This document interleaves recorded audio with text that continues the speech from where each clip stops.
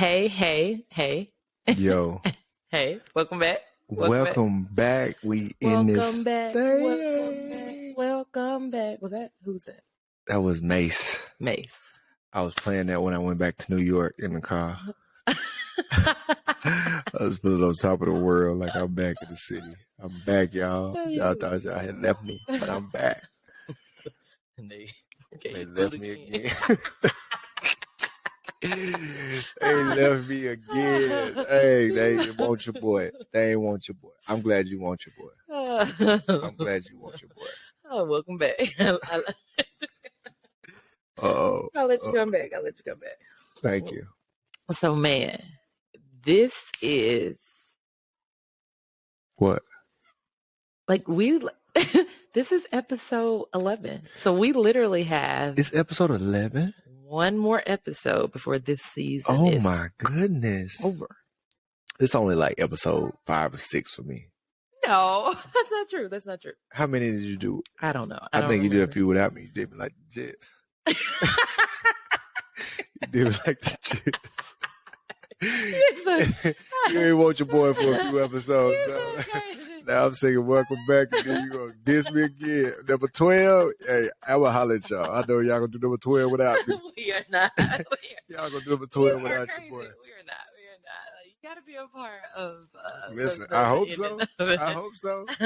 If not, we'll just have to tack on one more. You just gotta put that disclaimer. You gotta watch when people put disclaimers in the sentence. They be like, "Yeah, I think you're a great person, but."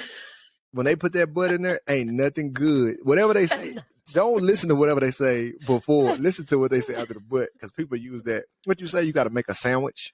Positive, negative, positive. Positive, negative, positive. So you got a negative that you want to say, so you hit them with a little positive. Then you put the negative in there that you want to say, and then you sprinkle on a little positive. See, that means all the rest, the positive is all the fluff. No, it's not. Demario, that's not what that means. That is not what that means. You want. Listen, you have to build the sandwich. You have to build the sandwich because you want people to know that you're not coming at them with all bad things, all bad intentions. It's like, no, there is some great in here. However, we have to dress what's not going the way that I desire for it to go. And then we're going to come back and we're going to encourage you and reiterate on the positive note of things. Yeah, that's how I'm saying. That's how the sandwich goes. Like, you were great. People loved you. But you're just not the right fit for where we're trying to go. And we wish you well on wherever you go next. We know you're going to kill it. You were so crazy. At the end of the day, you outside with your stuff and looking for what's next. Like, they done got rid of you. And they ain't thinking, once they kick you out, they ain't in there like, man, he was so great. Man, I hope he lands on it. He's going to definitely land on his feet. Like, man, I'm glad he ain't up in here no more. That is not true. I wouldn't do that. I wouldn't do that. Maybe not. Let me put a disclaimer out there. Be like, she said she would never. Never said never. But we may have a spinoff. We may have a spinoff or something. Okay. But what I wanted to do with this episode is, take some of the questions that we get asked like all the time and just really answer some of those for people. So I went back through like some questionnaires on Instagram and different things over the years and just tried to pull a few of those questions. And so I felt like we and many questions from people who saw the podcast and asked questions. Yeah. So a little Q&A before we end this season, which I don't know. How you feeling about that? It's gone quick. Yeah. It has gone quick, and I've enjoyed it. I've enjoyed every bit of it. It's been fun. Side by side, my ace spoon cone has been very enjoyable. It's been a magic ride, being able to get the call up, invited to be an interim co-host, then getting official but not official co-host, and then allowing to lead an episode. And man, we're here. Started from the bottom, now we're here. Now we here. And it's been a great ride with you guys. And so we've heard your questions, and we're going to get to some of them. We're going to get to the questions. Bring the people in. Bring people in. Okay, so I kind of want to start with, because we're a couple and we're one, and everything else happens after we happen, or we happen. And so the first question is, why did we get married so young? I think That's a great I question. was 24, almost 25. You were 24. And so that means you were like 23. 23. So it's like, why did you get married so young? And then how did you know like you were ready for such a big commitment? And I guess I won't reveal who asked this question. However, I know in our communities, a lot of times there's this notion that you should date for like 5-10 years. You should go through all the highs of the highs and the lows of the lows, and that's what identifies that the love is going to last for like eternity, and you're destined for like a happily ever after. So yeah. Why? That's great. Well, number one, everything for me, perspective wise, happened after I came to Christ. So that shifted my whole perspective and outlook on life, and how I looked at relationships, how I looked at myself, and everything. And I remember doing evangelism training and learning all these things from that the Bible says about relationships, and how we're supposed to be pure, and that your wife is the person that you're supposed to be one with, and all these different things that I never really heard about before. Like, you growing up, where I grew up is get as many girls as you can, and that's what you do. And so like this concept of, first of all, just having one person, and then the only time that you guys can be intimate is after you get married. That was a entirely new concept. And so, you grow up hearing about all this stuff, but you don't really think like, okay, that's what you're supposed to do, but ain't nobody really doing that. So, right. Because other sins are highlighted. Yeah. So like, I think that was when it first hit me, like, man. And I was in a relationship at the time, and it was just like, man, I'm in this relationship and it's impure. Like, we're doing things we're not supposed to. And so like the first thing is like, okay, I want to keep the relationship, but I'm going to stop those things. But then realize that was incredibly difficult. And so it ended up like that relationship was broke off. And now I was alone, and I'm like, okay, well, I can't just get back into a relationship. Like, I need to figure out how to walk and purify my own life and just spend time with God. And when I did that, it was like, okay, when I got to a point, it was like, okay, the next person I date, I'm going to be marrying them. And the reason why, because the Bible actually says it's better not to marry, because your focus will be fully on God. Yes. But he said, don't marry. Yeah. No, just kidding. But then the Bible comes back and says, it's better to marry than to burn away with lust. Well, and so I know that he was talking about me, because he wasn't just talking I ain't about gonna just be out here living and be dry bone. That ain't me. That ain't my story. I just gonna be out here. I ain't like I'm just gonna be like, I'm just out here preaching the gospel, and I ain't got no desire for intimacy. But that's somebody's story. That's somebody's story. And I wish them all the power. You know what? Story. I am absolutely amazed at them, but we cannot relate on any level when it comes to that. Like zero. And especially what I've been exposed to here in our home. Can you answer these people questions? Listen, ain't no going back. There's no going back. Listen, I am not. There is no going back. You know what? That thing made me so strong. If I pass away, Lord, take me. I'm going to come out the grave to get that thing. It's going to be a zombie knocking on your door. Like it's a skeleton out there.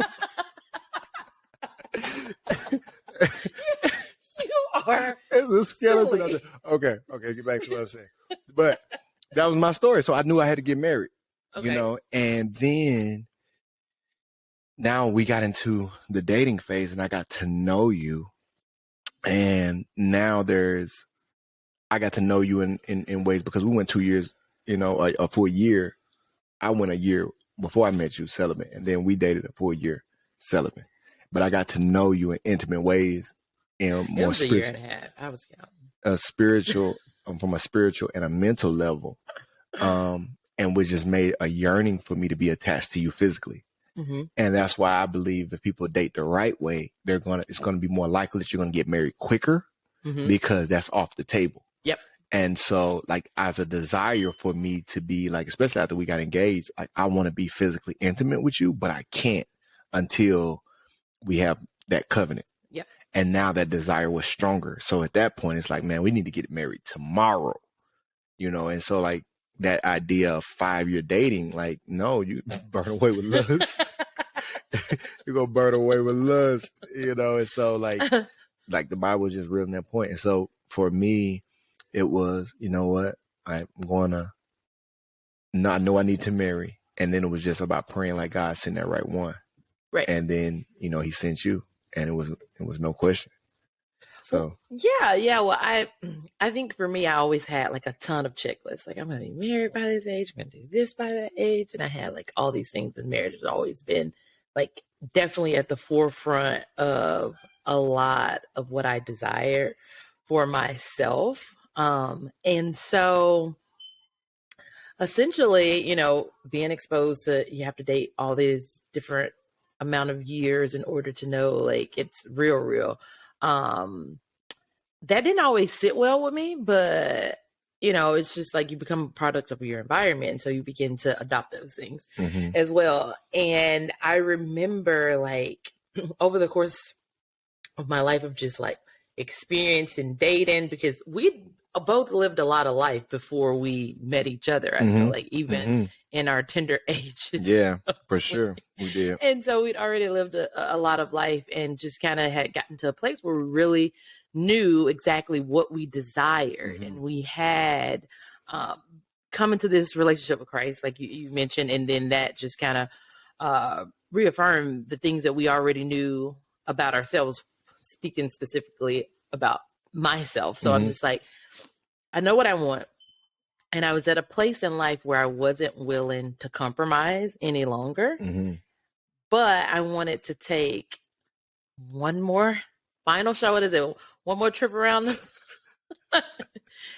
to see if I was really going to find like this love story, story that we desperately desire as women at times, which is not healthy. But long story short, like I feel like God just confirmed to me over and over again after I really understood like what marriage was and how God had designed for it to be. And I really just prayed that God would show me when it was time and who that person was. And he did that. And I wasn't afraid of the commitment. I wasn't afraid that, you know, I'd only known you for a short amount of time. It felt right. And I felt like God checked every box when it came to my list. Because I was like, wait, that wasn't even on my list. Let me add some, you know, you put the notes at the bottom of your list. So it's like, okay, God, like you're going over and beyond to prove to me that your hand is in there. Oh, I had things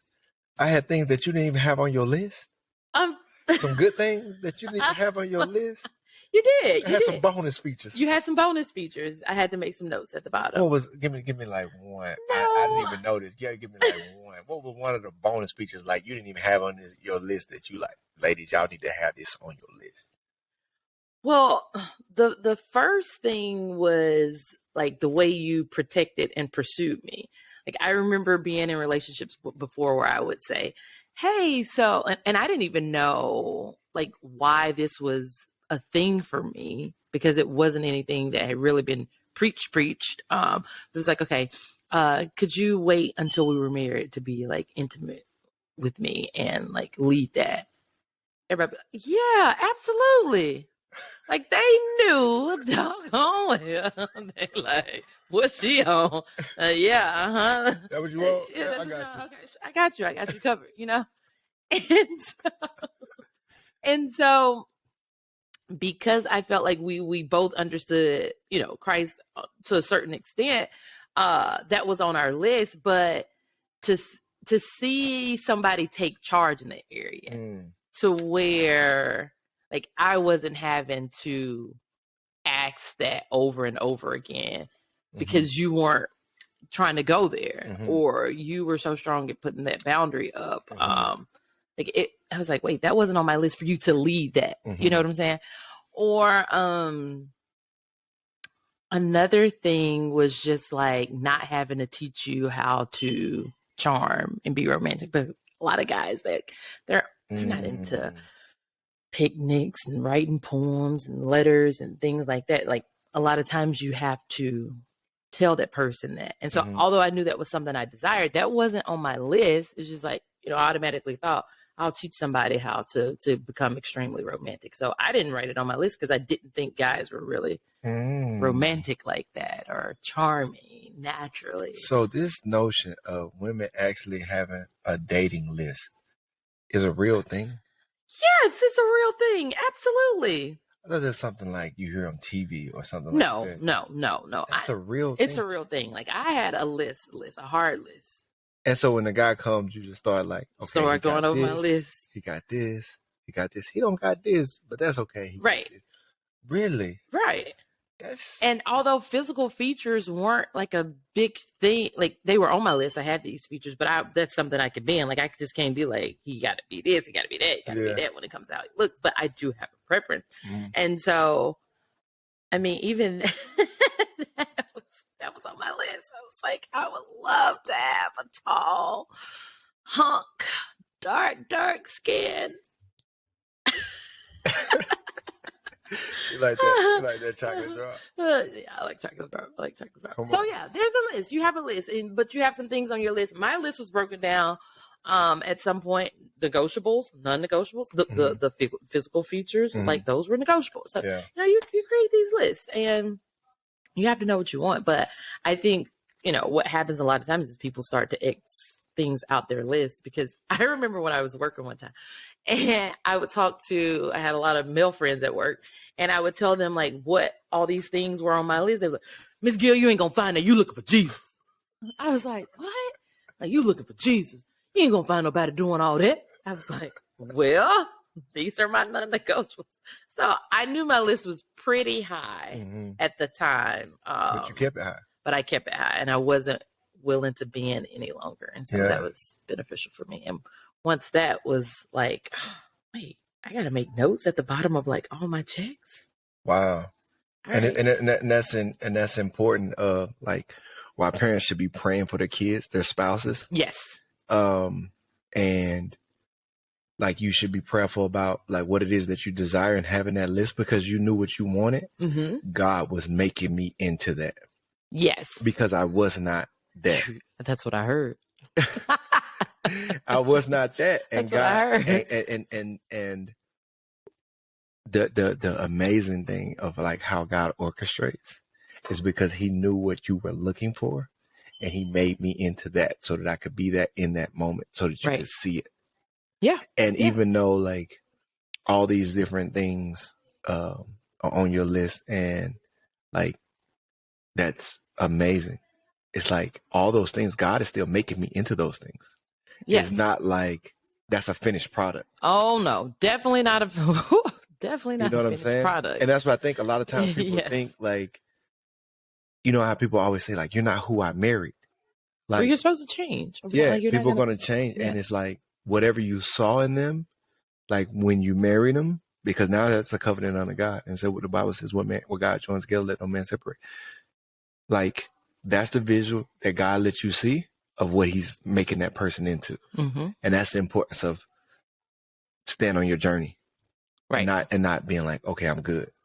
Like I got to this point. And that's what I think a lot of times in life, we all get off the gas a little bit. Yes, we do. And instead of being like, that's the image, like we're children of God. That's who we are, but we're being made into the image of God. And that's a lifelong journey. And that's what you're signing up for. Yep. Like, are you willing to stay in the fight with your partner while they're being conformed into the image of God?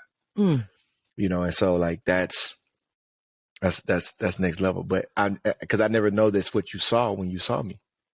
Like, did you have this checklist and of these things, and like, that's it. That's it. Yeah. You know what I'm saying? And my checklist had changed just because I'd experienced so much life. It's like, okay, like, this is my last list. Wow. I made all the edits to it now. You made the edits. So I had to make some edits because his brothers ain't never gonna make this list. His brothers is not gonna make it. I gotta break this thing down. Oh man. But yeah. So the other question is, your son running up the steps, he done stolen lemonade. oh goodness. These kids. Like nobody see him. Oh my goodness. So what were the biggest challenges you faced in the early years? In marriage? In marriage. We're still talking about marriage here. In the early years, I think I felt a lot more challenges in the later years than the early years. I would say the early years was just balancing expectations with reality.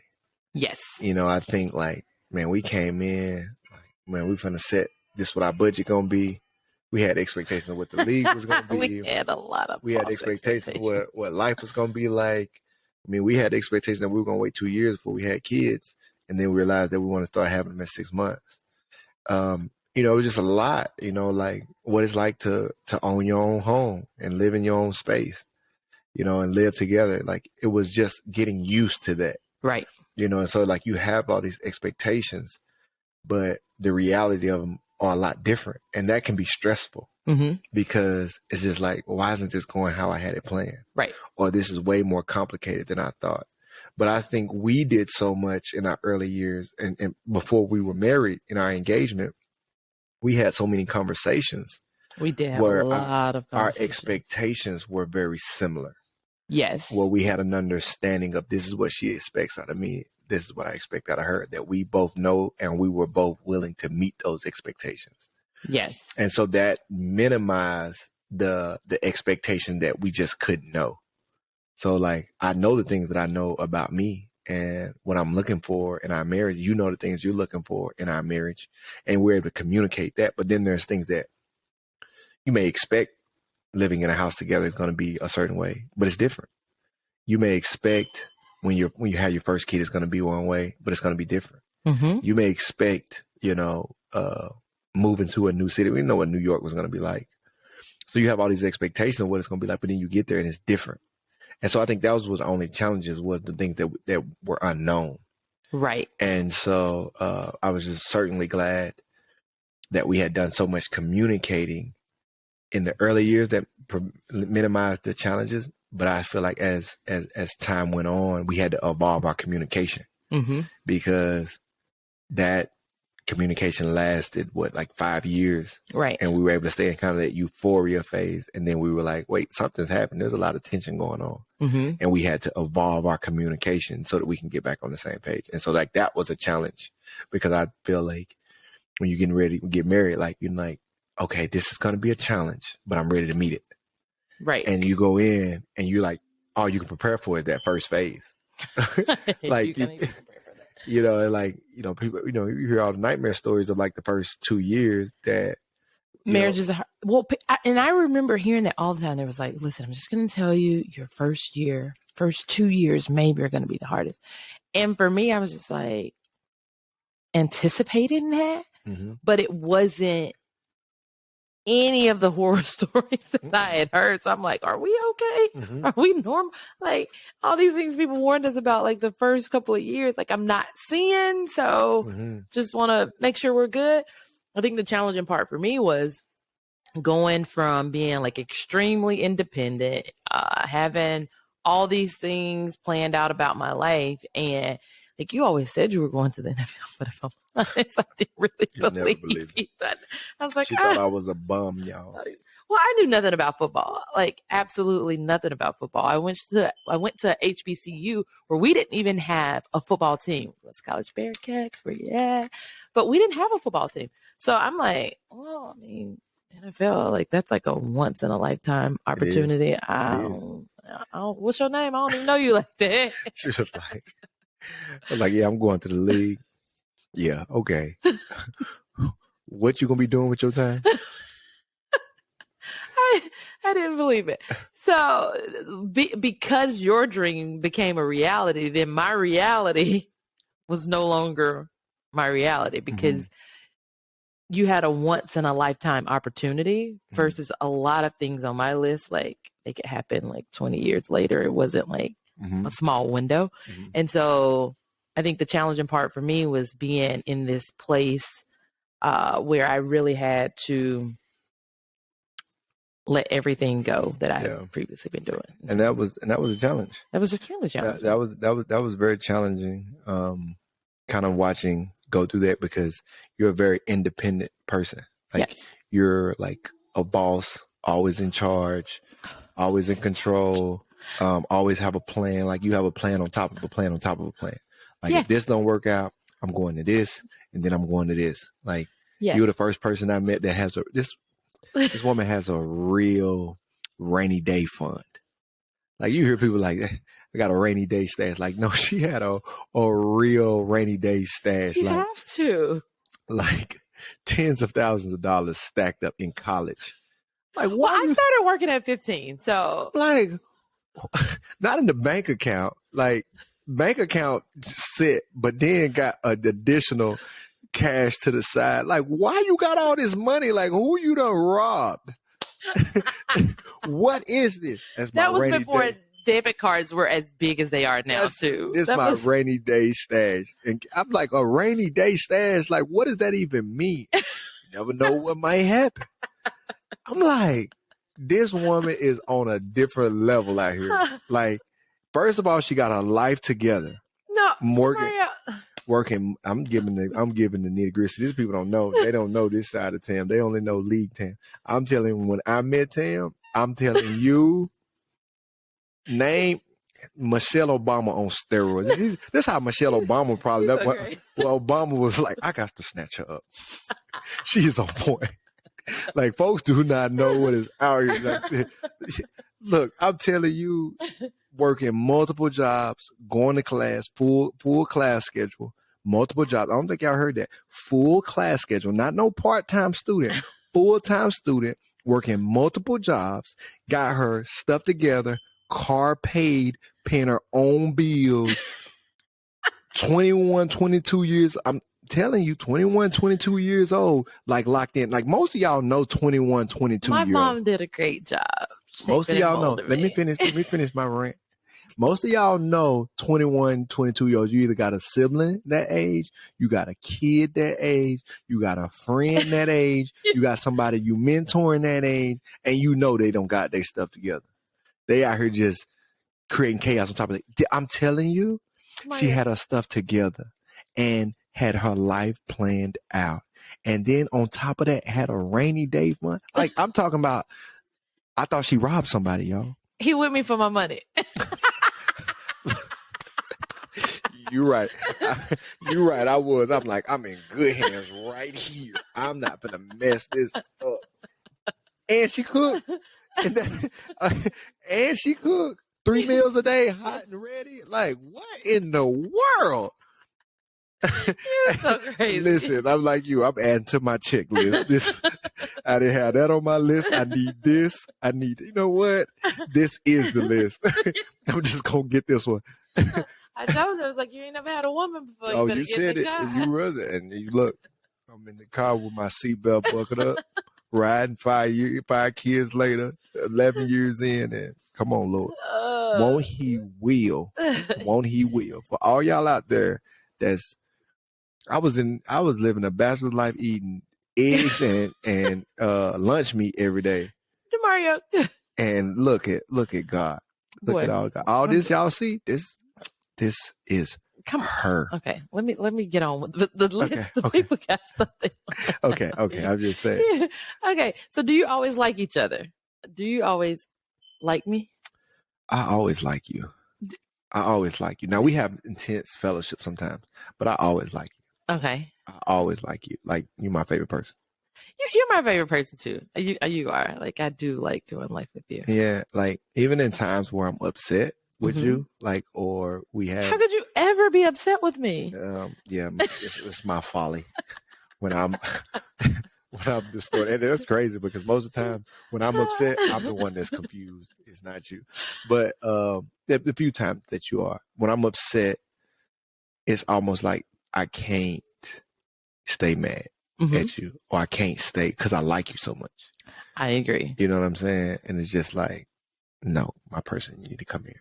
No, that's the same. I know. Like, I always like you. Like, I don't always like some of the things you do or say, but it never stands in the way of me actually liking you. And I'd be so, I'm just like Roman Parker, our son. He's easily hurt. I'd be so hurt when I say something that annoys you, because you don't like when like I say something that sounds egotistical. Oh, I do not like. And you make a face. I'm like, oh, she's so disappointed in me. I don't like that. No. This is like not good for you. Not good for you. Okay, so I am going to, because we spent so much time on those other questions about marriage, I'm going to flip over to parenting, like some of the parenting questions I got.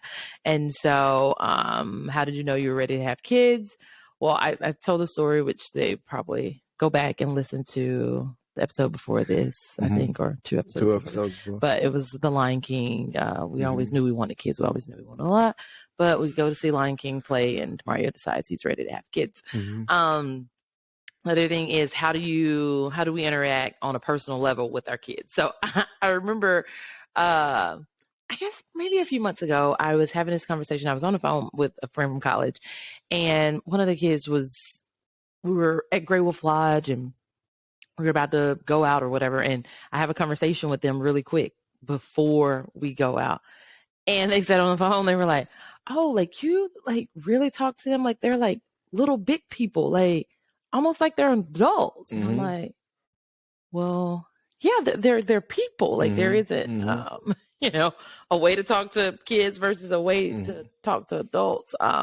So how do we go about doing it? I guess that's the question. Yeah, we get on their level.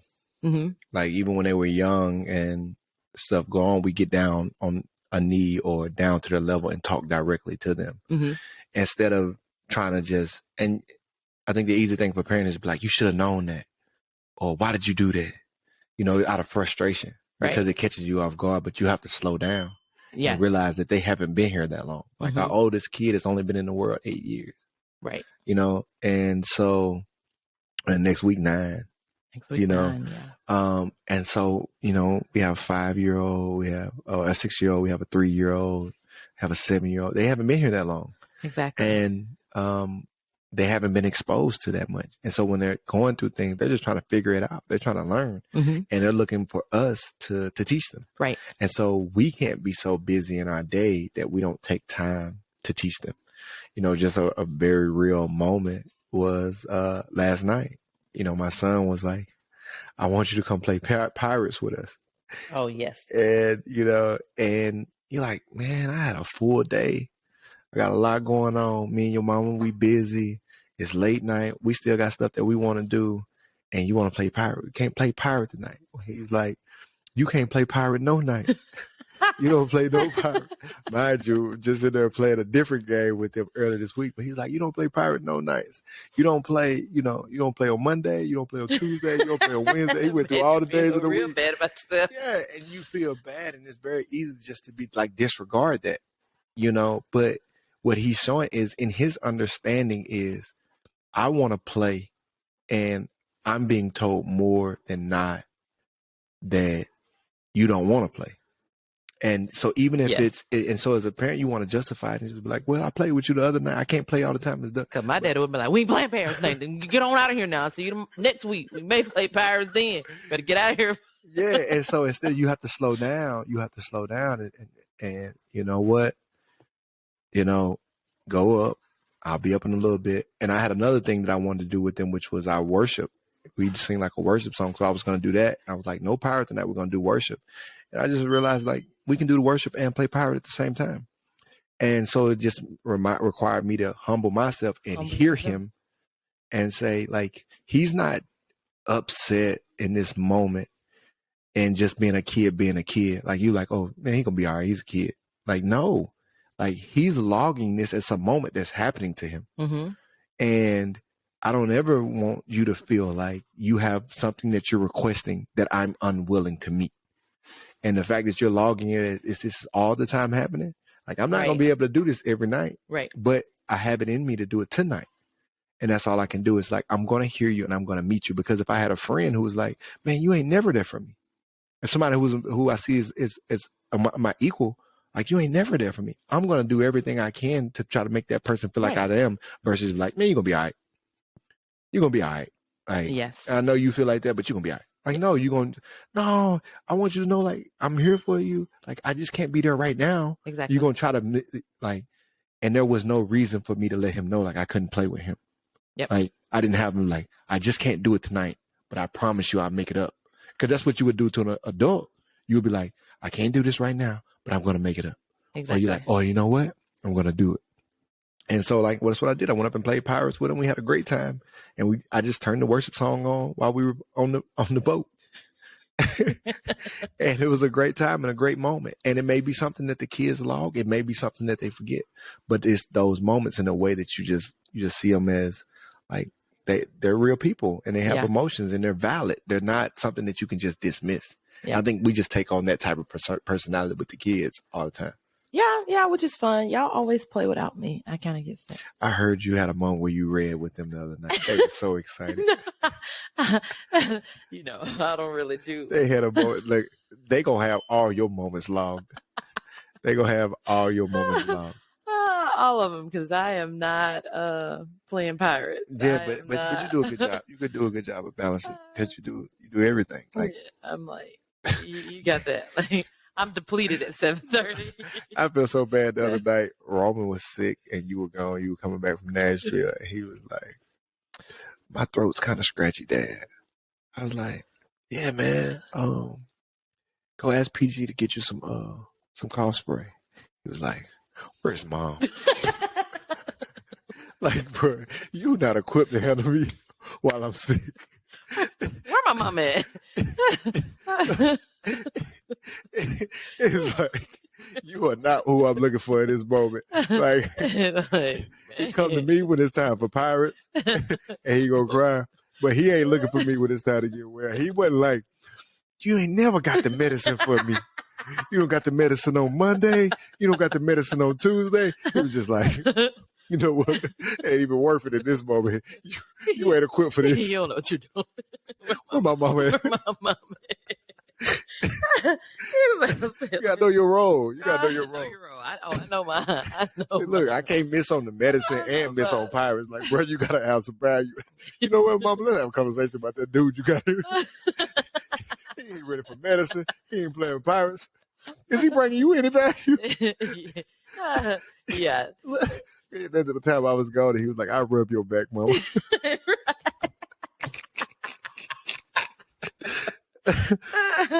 You were silly. Okay. So the other question is, do we sleep train? That was a question. I don't know. I guess you got that down to a science now. Well, we did sleep train. Mm-hmm. We have before. Mm-hmm. I feel like this last little baby. But you getting around. She's super clingy. So. But you get you have to go through like 3 or 4 phases of it. Yeah. But you got it down. So, they know what yes, the we kids do. know We when you locked in. Sleep train for the most part. Yeah.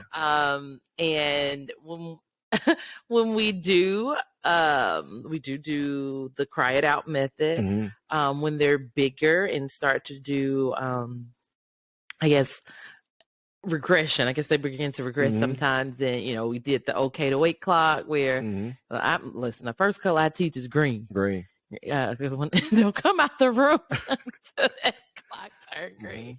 Mm-hmm. We've done the gates at the bedroom doors just to keep them from like rambling and walking throughout the middle of the night. So yeah, we sleep train. It's beneficial. We co-sleep. We've done it all. We co-sleep as well, and sometimes we still co-sleep. And I don't think there's a formula for every kid. No, like the sleep training works. Like if you apply the formula, we know it works for all the kids. Yes. And regression is different for all the kids. Yes. It's whatever keeps you peaceful. I think it's different things for different kids. Mm-hmm. Like some kids they regress a little bit, but they're not really regressing. They just want comfort.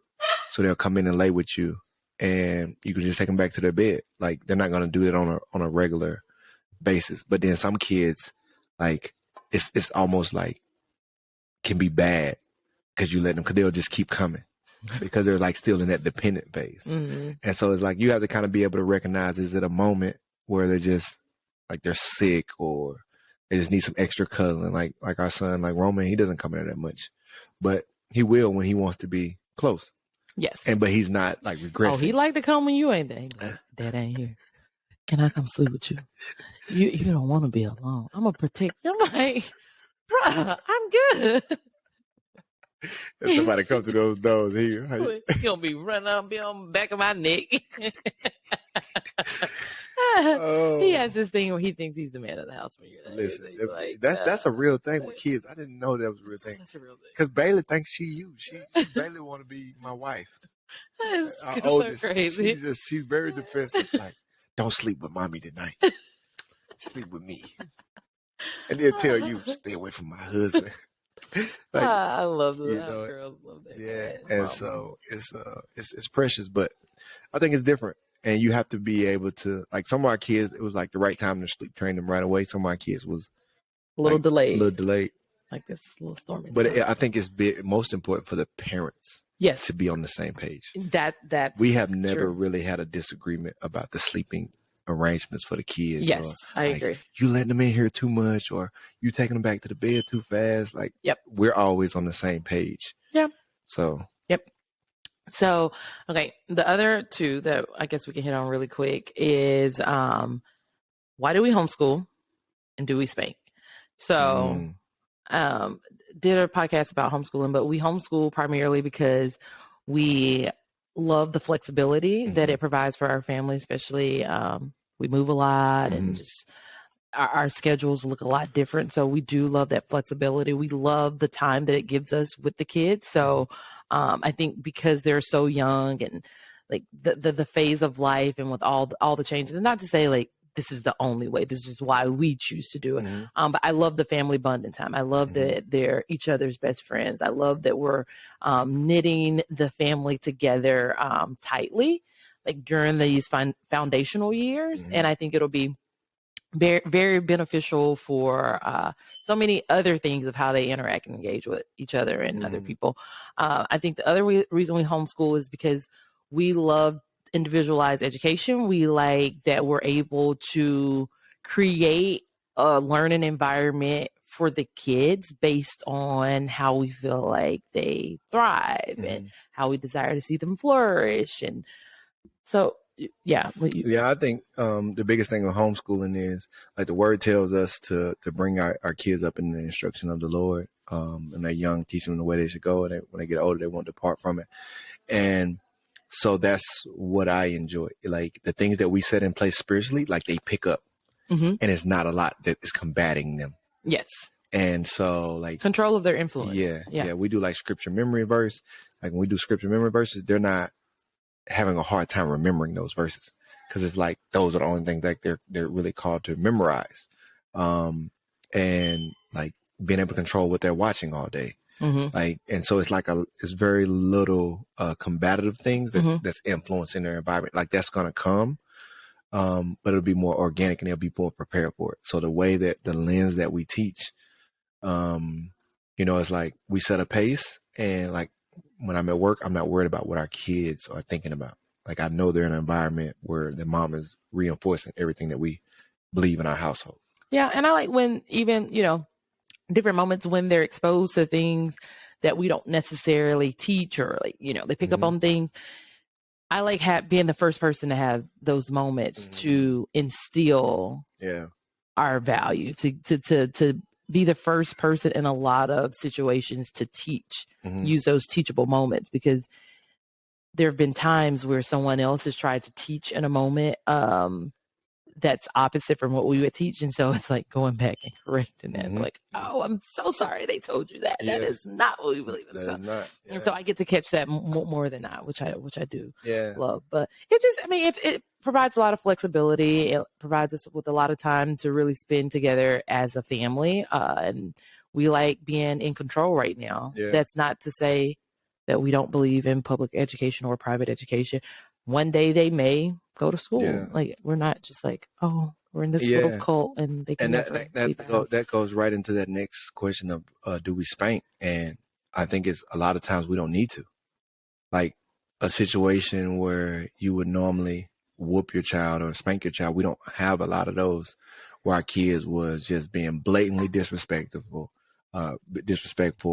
blatantly disobedient. Like, and we do not have perfect kids. No. We have some little sinners. Oh now. yeah, of course. And but it's almost like us. Like, don't think that we don't get into it or we don't have arguments or really intense fellowship. But it's controlled and how we go about it because of all the other things that are in place. Right. And so the same with our kids, because we spend so much time with them and their life is so consistent that what I believe whooping comes from is a lot of times frustration. And I always like to say a distracted parent is a frustrated parent. Yes. And a lot of times what I've noticed about myself is I'm the most frustrated when I'm distracted by other things. And those could be good things that I'm distracted by, but it's just taking my focus and attention from either what's being asked, what's taking place in the moment, things like that. Exactly. Yeah. And so when your kids are not, I'm a public school kid. So, but what happens is, it's easier to be distracted when your kids are gone all day and then they come home because you guys have been apart all day. And so whatever your day is still continuing and their day is still continuing, and then they clash. And all you do is you hear something about something that went wrong, or they break something, or there's a fight. And so it's two worlds that's coming together and colliding. And then that leads to an intense moment of fellowship. Like, I got to get my kid back on track, right? Because they're not acting like my kid. Well, you're not acting like your kid because they haven't been in your environment for 8 hours. Exactly. And they're having to, it's like going out in the wild and coming into a civilized environment. Like, it's going to have some repercussions because they're going to have an adjusting period. Like, whatever you had to do to be and survive in that environment, that's not how we operate here. And if you're distracted or frustrated, it's going to take a little time. So the kids are screaming and they're yelling and they're fighting. Well, where did they pick that up at? And some of it is natural. I remember like sometimes our kids would have little fallouts and screaming and on the floor. But I just step over them and go on about my because as long as they're not hurting themselves, because I'm like, you know what? You want attention right now, and I know that's what you want. So I'm just gonna step over you, and then they come falling behind you, and then they fall out again. I'm like, if you can get up and follow me, and fall out, you just Like I remember being a kid and like thinking of and fighting with my cousins and stuff. Like, if I was getting ready to fight them, I would be thinking about like how I have to fight at school. Okay. And so it's like a lot of that intensifies, like a moment when you have other things combating.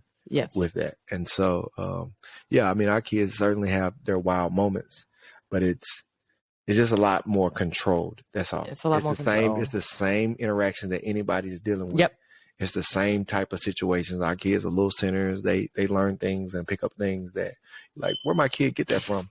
But we're able to catch it. We're able to catch it sooner. Because we see it. So it's not like they spend 1 or 2 weeks inside whatever it is that they're dealing with before we were able to address it. Like, wait, what did you hear that phrase at? Like, that's new. Let's talk about it. So we have a lot of conversations. There's a lot of conversations that happen around here. So that's not to say that. But don't get it twisted. That spankings don't happen. But don't get it twisted. They don't have to. We're friendly. We're friendly. We're friendly, but we're not your friends. We're not your friends. Yes. So. Oh, because you got them real good one time. Listen, she would. On to the next question. I thought you wanted to get the people the real. I mean, they got a little pow, and you took them to Target afterwards. So hey, there we go. That's how bad it was. I had to. Boy, please, you're so funny. Call the people on this. No, you stop joking. Listen, stop playing with these people. They had the people out there. We're jokers. Yeah. They be like, oh, they said, be like, okay, you got to really know us to know us.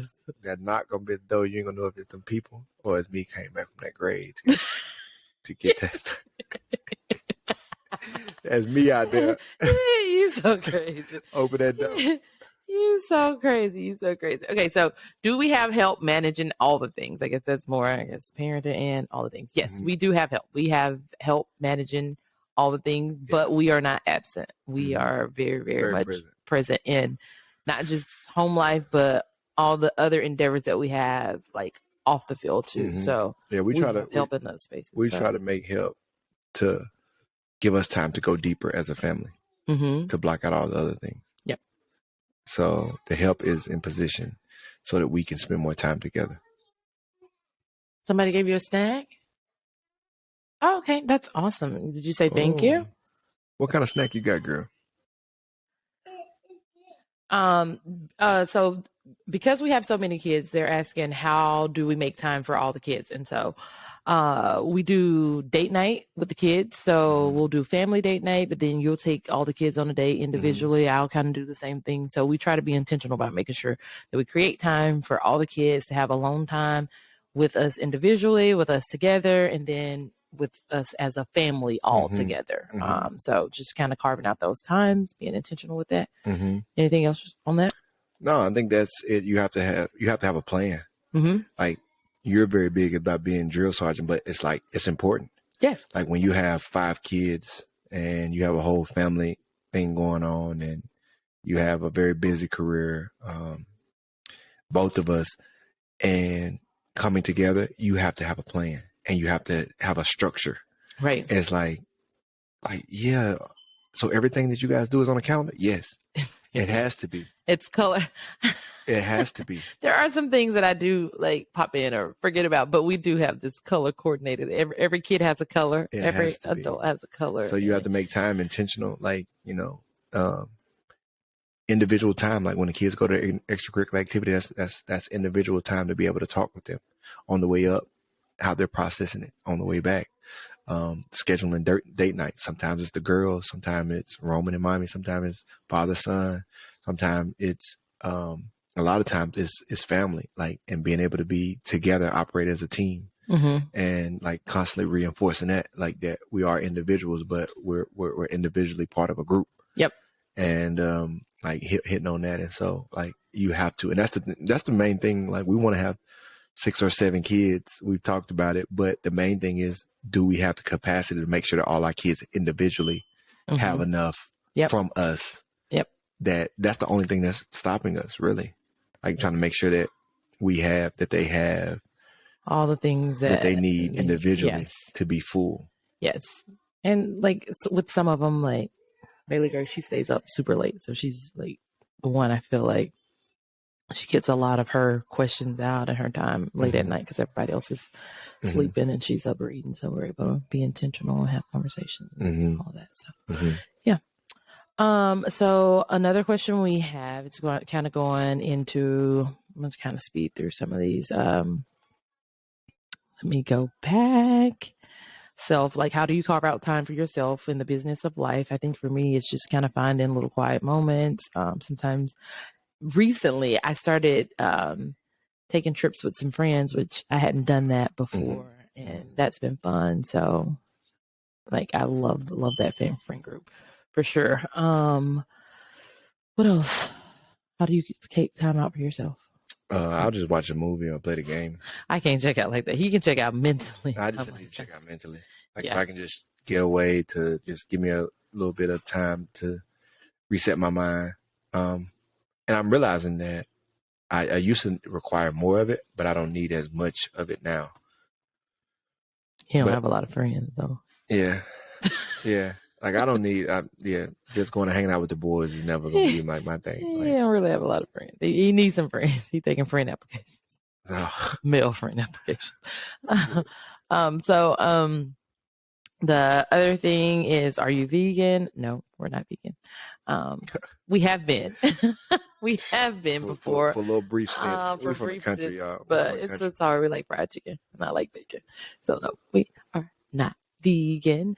But we do create some vegan dishes sometimes. And we kind of do little cleanses here or there. Yeah, we do. We do keep it clean. Like, we do a little bit here and there, but we're moving towards the healthier side. Like, we do try to do like a Mediterranean diet, and we do have like moments where we try to flush out our systems. Yes, but I'm a comfort food cook, so that becomes a little complicated. But yeah, but you do comfort foods healthier now. I'm trying to. Yeah, I'm trying to. Yeah, you don't give yourself no credit. but we done came a long way. My cookbook gonna come out. We have come a long way. Everything was fried before. The other question is, oh, that's funny. What do you do all day? I guess it was talking to me. What do I do all day? Listen. I sit on the couch and I eat popcorn and I watch shows and my kids are just like crying on the floor and I'm just like, understand. Oh, whatever. Somebody get them. And I don't think people really I go to the store and okay, this is an important question. So stop playing. This is an important question because people don't know what a stay-at-home mom goes through. And not only a stay-at-home mom, especially a stay-at-home mom at this level, is way different. And a stay-at-home mom of 5 kids. And I don't think people have any idea of what that day looks like. Getting up and from the time your little people hitting the ground. We have a full system in our house. First of all, our kids know what time to get up. 5 kids up, fully dressed. Our oldest our youngest one's dressed. They gotta get fully dressed. Fully dressed, in clothes, down eating breakfast, up doing reading time before school starts. Our kids do online school and they know how to log themselves in. They get on there and do their work. Any homework they haven't done that they need to finish, they know to finish it and get it submitted. Just the older 2, though. The older 2. And our third child has a teacher that comes in and helps. But then our younger 2 are pretty much in daycare and moving around and still have to be nursed and fed and being phased in. Our second and youngest is being phased into school. And so, and this is going on, functioning, having lunch, having snack, having to get time to go outside and have play and then be brought back in and then being able to have kids go to extracurricular activities. And a lot of times I'm just getting off work to be able to take the kids individually to their extracurricular activity. And then the kids kind of wrapping up their day and finishing up any work that they need to have done, then getting washed up, coming to eating dinner, and then having a little bit of device time, which they haven't had all day. So the kids aren't being distracted with TV because they don't watch TV or have iPad, or they can watch Superbook in brief moments a day, or biblical movies that they can watch for brief moments during the day. But then at night they have their device time for an hour and a half, and then having their family worship time, and then going to bed. Like that's a full day. And most of the time I'm gone. And except when I'm coming in to do my little brief moments. And so who's making this all work? Who's creating this structure and who's making that happen where if anything gets out of beat, it has to be put back into order so that it won't create chaos. Somebody has to be in charge of that. And that's you. Well, so you're the first one that have to be up and then the last one to go down. That's what I'm doing when I'm not on Amazon shopping and ordering all types of things on his business card. And listen, you still shopping. You still shop, but I don't know how you do that and still have time to make sure everything in the house is up. No, so okay, yeah. So I do something. I don't do nothing. Yeah. Okay. So what's your most memorable football moment? Mine. I'm gonna go really quick. Mine is funny. I just remember when we first got to New York and I went to my first football game. And, I always thought football games like, yeah, you dress super cute and you go to the game or whatever, you dress super casual, you go to the game. And I'll never forget. Maybe it was I don't know. But anyway, long story short, it was at some point in our first season, there was somebody who came out and they had like these super, super high, well, it was a few people.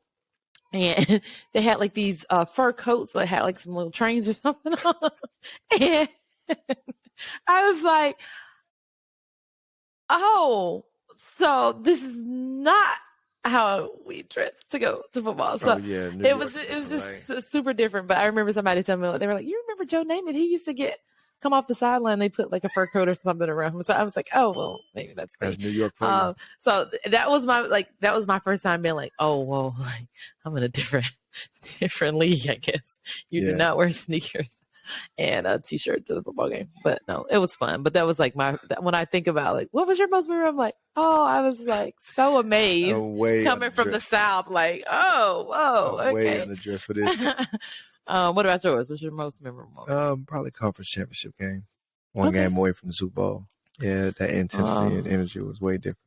Oh, yeah, I'm so sorry I didn't make It's all good. We're gonna get there. We're close. Sorry. We're close. Why do people say football is family? That's another question we have.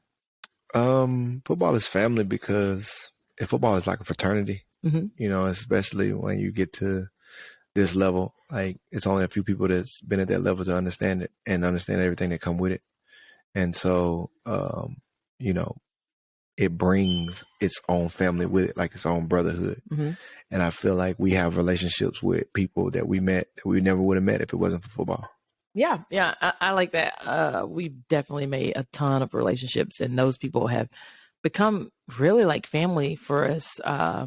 But also, I think it's a small group of people who understand each other, and what each other are kind of going through. And so it makes it easier sometimes to go to your football family than it does to go to your family, because it's just certain things that they don't understand because they haven't been exposed to or haven't experienced some of the things that you've experienced to understand why you feel the way you feel about certain things. Why do you do things the way that you do in decision making, or why do you choose to? It's just, I feel like it's just a unique group of individuals who become family because there's no other choice, really, if you're wanting to really function and grow inside of this space. And so they just, you're away from your family. You gotta have family away from family, home away from home. The other thing is faith. How do you grow deeper in your faith, and how do you handle hard things?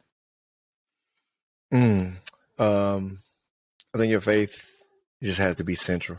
It just has to be central. I heard this quote that said, light doesn't give life, only life gives life. And so in Jesus' word says, I'm the way, the truth, and the life. No one gets to the Father except through me. And so the only way to grow in your faith is to be plugged into the source. And so number one is you have to come into that relationship with God to be plugged in.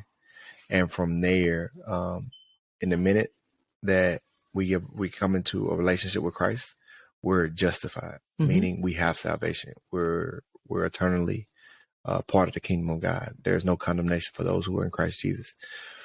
That next part is sanctification. And that's the part where I feel like we could do the most learning as Christians, is what does our life look like after coming to Christ? And how do we grow from there? Yes. And that's the sanctification process. And that's a partnership. That is, God's going to do his part. As long as you continue to pursue him, he's going to pursue you. And it's going to be a fellowship. He's going to be there to meet you. And because there's nothing to destroy the relationship. Like, our kids are going to be our kids regardless. But there's things that they can do or we can do that can destroy that relationship. Not the relationship, but the fellowship and the harmonious environment. And that's what you want to create. And the more peaceful that environment is between you and God, the more you're going to naturally grow. And what happens in that is the more we realize who we are in God. When the more you keep that environment peaceful, meaning read his word, obey his word, it keeps the environment peaceful. And now in his presence, you're going to learn who he is and who you are in him. What does it mean to be a child of God? What does that mean? It means you're set apart. It means you're holy. It means you're whole. It means you have everything. You're accepted. You belong. And when you truly believe that, your life is going to look different, because a lot of us know we're holy and set apart, but we don't feel like it. We don't feel like it. I agree with you. I don't feel like I'm set apart. I don't feel like I'm holy. I don't feel like I'm perfect. Like, why don't I feel that? Well, it has to do with that relationship.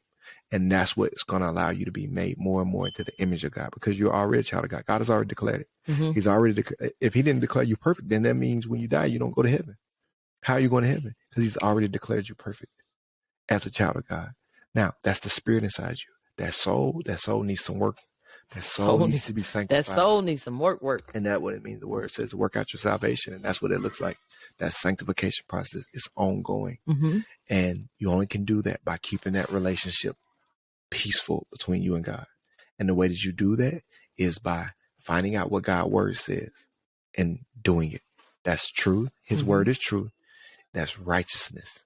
That means acting out what you hear the word say. And then keeping that peace, meaning when you don't know clearly what the word says, or you don't know quite what to do, don't move until you hear from God on what to do. That keeps it peaceful. Mm-hmm. And then picking up faith. Like when you're going through hard times, you have to lean on faith. Like, and faith is an action. Faith is the expressive work of what God has said, even if I don't feel it. Mm-hmm. So I heard Tony Evans say, faith is acting like it is so, even when it is not so that it may be so because God said so. So it's like, God said it's going to work out for my good. I don't feel like this is going to work out for my good, but I'm going to act like it is. I'm going to start praising. I'm going to start saying hallelujah, like It's already worked out for my good, even though it hasn't. I'm going to put a smile on my face. I'm going to be joyful. Even though it's hard, I'm going to act. I'm going to praise him. That's why you say praise him in advance. Praise him in advance. And I'm going to celebrate him. And then when it turns, God did what he said he was going to do. So you doing it, you're already celebrating. Like, don't wait till it happens to start praising. Praise him before, because that's faith. Mm-hmm. And then it's his salvation, which is, we say, through grace. And grace means everything is already available to us. His grace is sufficient for you, meaning God don't got to do nothing else. Like, a lot of times we're praying for God, he's already done it. So whatever you're looking for in your situation in this hard time, God has already provided. You just need to unlock it. Yep. You just need to have it revealed to you so you can understand it. And so that's why you pray to him.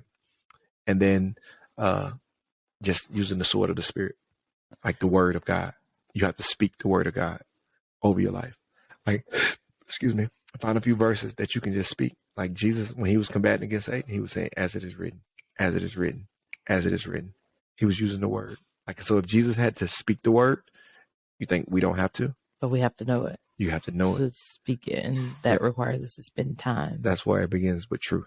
Mm-hmm. You have to go to God's word to know what his word is saying. Yep. Because you can't become doers of the word fully until you have heard it, seen it, read it, and then, but then you don't want to just be hearers and seers at all of the word. You want to definitely be a doer. Want to be a doer, but you got to go to it to know what it's requesting. Yeah, and if you don't know the word, you could be doing some parts and not doing others. Mm-hmm. And you feel like you're a doer of the word. I'm doing all the big things. Right. Yeah, but it's some other things that you're not doing. Right. And one of those very things is living out as a child of God. Yeah. It's like, yeah, if you, the word tells us be anxious about nothing. Well, if we anxious about stuff, then we're not doing the word. Mm-hmm. You know what I'm saying? So it's like, or if I'm fearful, the word says, I didn't give you a spirit of fear. Well, if I'm fearful and I don't know how to get out of it, I'm not doing the word. And so we want to be doers of the word. That's why we want to spend so much time in the word, because it's a lot of parts that we don't even know. Mm-hmm. And how do you know if you're doing it if you don't even know what's in there? That's the thing. Yeah. That's the thing. And I would just encourage you, if you are really trying to grow in your faith walk, definitely plug it into a local church. Mm-hmm. I think finding some small groups, getting some accountability partners, spending time in prayer and worship, and establishing just that foundation requires you to know also how you connect best with God, in my opinion. And that's something that I don't think we always cling to. It's like, okay, where do I feel the most connected to God? How do I feel the most connected to God? How do I go about making sure that in the midst of the hustle and bustle of life, that I am going to him, I am connected and interacting with him, I'm growing in my intimacy with him. And that's not going to always for everybody be, sitting and reading, for hours and hours a day. And so knowing how, you meet him and he meets you is important as well. That's fire. Yep. So that's all of our questions. But if you guys have more questions, I think you could just drop them. Shoot them over. And at some point in life, we'll be back to answer some point in life. There were some more questions we didn't get to. So at some point in life, we'll get to those too. But what's being answered on 12? 12 isn't a Q&A. You got something spicy for them? I don't know. I think we got to go out with a bang. Got to be something super spicy. I'm excited. Super spicy. Yeah. I had spicy McChicken. All right. Well, thank y'all for joining us. Thanks for the questions. We enjoyed answering them. Have some more, shoot them our way. And we are almost done. Go back and listen to all the episodes, and hope you can gather some insight on a lot of different cool topics. Peace. We are